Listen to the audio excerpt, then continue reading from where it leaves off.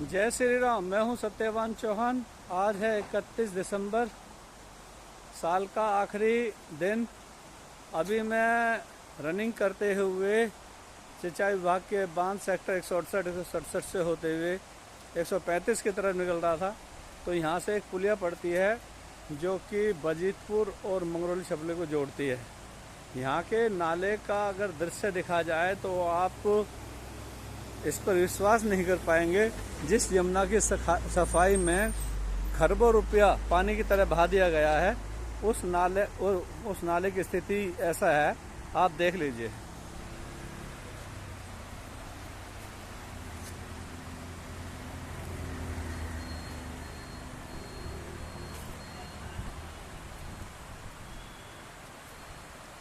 इसमें पूरी तरह सफ़ेद सफ़ेद झाग हैं जो यहाँ से मात्र 1.5-2 किलोमीटर दूरी पर यमुना जी है।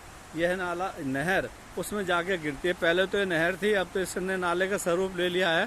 पूरा नोएडा गाजियाबाद का सारा गंद इसी नाले में आता है। लोग सीवेसेस के नाम पर जो है करोड़ों रुपए खर्च करते हैं। कहते हैं कि पानी फिल्टर होकर जाता है, लेकिन पानी की स्थिति इतनी बुरी है जो आप देखकर भली भांति परिचित हो जाएंगे। जैसा कि आप देख पा रहे हैं, ये नाले का सीधा पानी यमुना जी में जाता है। तो ये पानी जो इतना गंदा आपको इतने ऊपर से नज़र आ रहा है, सफ़ेद सफ़ेद झाग और बदबू इतनी है कि मैं 2 मिनट के लिए खड़ा नहीं हो पाऊंगा। ये रास्ता है जो सीधा 168-167 की तरफ जाता है और इधर 135 से होते हुए आता है। यहाँ पॉस कॉलोनियाँ हैं, बड़े बड़े फ्लैट भी हैं। और नाले का स्वरूप आप इधर से देखिए जो कुलेसरा की तरफ से होकर आता है और ये सीधा यहाँ से होते ही यमुना जी की तरफ में जाता है। क्या आप सोच पाएंगे यमुना कभी शुद्ध हो पाएगी? मुझे तो नहीं लगता।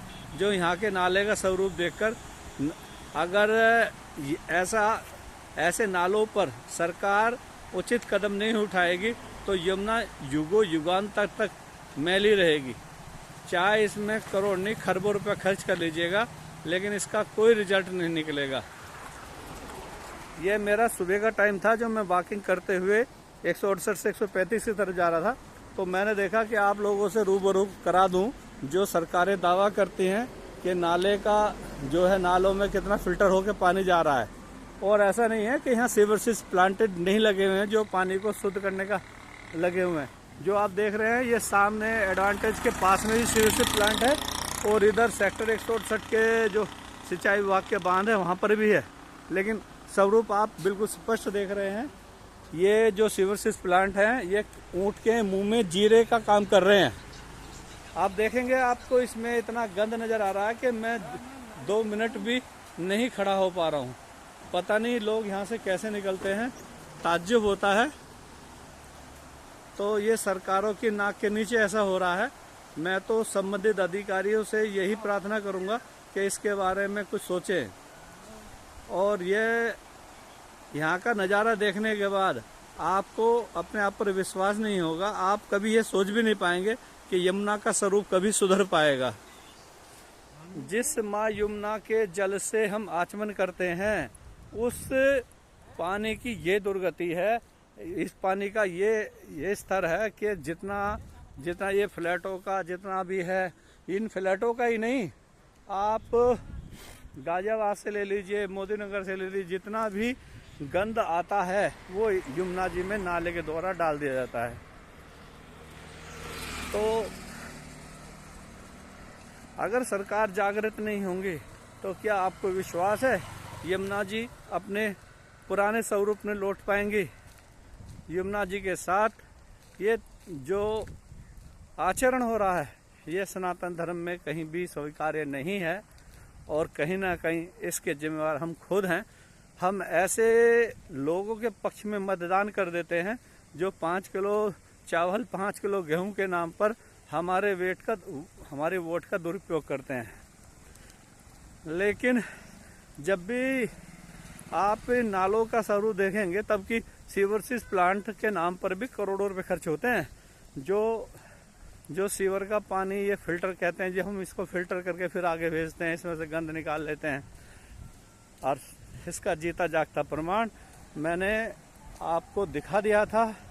और और अभी मैं अपने आगे का सफ़र जारी कर रहा हूँ। स्वरूप तो चक्कर ये है ना जी, जब जनता को मुफ्तखोरी की लत लग जाती है तो उससे विकास कार्यों से कोई लेना देना नहीं होता, बस अपना काम बनता और भाड़ में जाए जनता।